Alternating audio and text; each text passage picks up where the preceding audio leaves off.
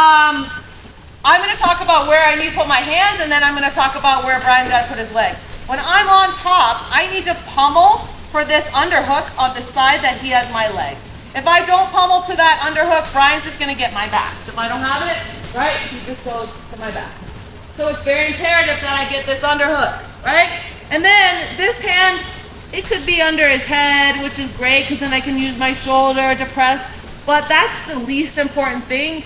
The most important thing is this, okay? And then this, you know, it is nice depending on what we're trying to do, okay? So we're gonna start in this head and arm position, and he's gonna get the lockdown. He's gonna go open his legs again.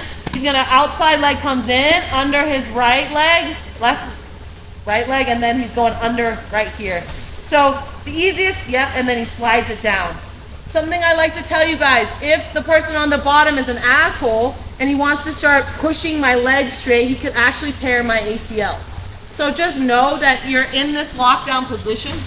You are in a lock, okay? So be nice to each other, but also know that with Brian has me in lockdown and he's being an asshole, I can, one, tell him stop doing that, and two, I can curl my heel to my butt like this, and he can't hurt me anymore with that.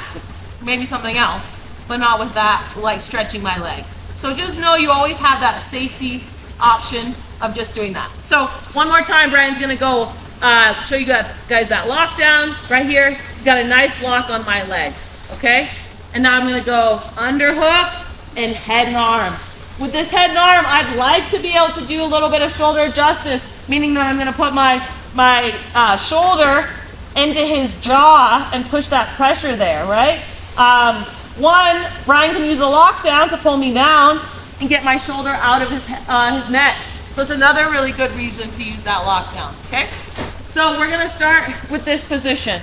So now I got the head and arm, underhook from that side of that. He has my leg, and he's got this lockdown. Now, in order to get this first pass that we're working is called the no hands pass. I gotta bring Brian on his side to take away his strength.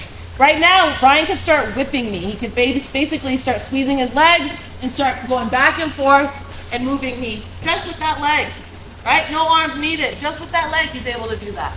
So I need to take that leg and I need to bring it on his side using my left leg. Using my left leg to staple him onto that side. So that's the first step, right? I bring this leg over and I staple. Notice that my knee also goes out when I do that. If I bring him on his side and I staple like this, I'm just gonna fall over.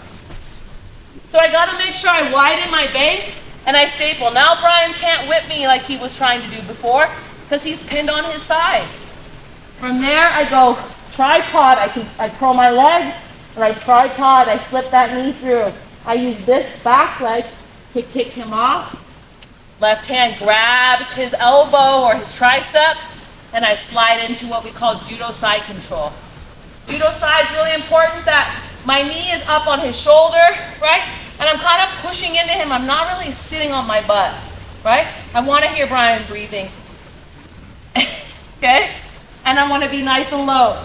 I see a lot of people do mistakes here with this judo side, and they come up super high, and then they get inverted, okay? So make sure that when you're doing that judo side, that knee is on that shoulder and your hip to hip. So again, an arm control, arm and head and arm, okay? What do I do first? Who knows? What? You gotta swing the leg. Swing the leg, get him on his side, right? Now what do I do with this leg? Staple it. What did I do with my left leg?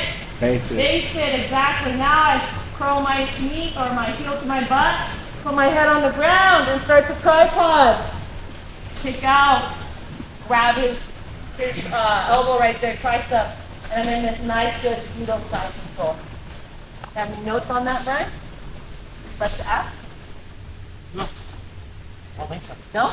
Any questions? Anyone need to see it again? No? Okay. This is called the no hand pass. Let's try it, guys. We're going to clap on 3. 1, 2,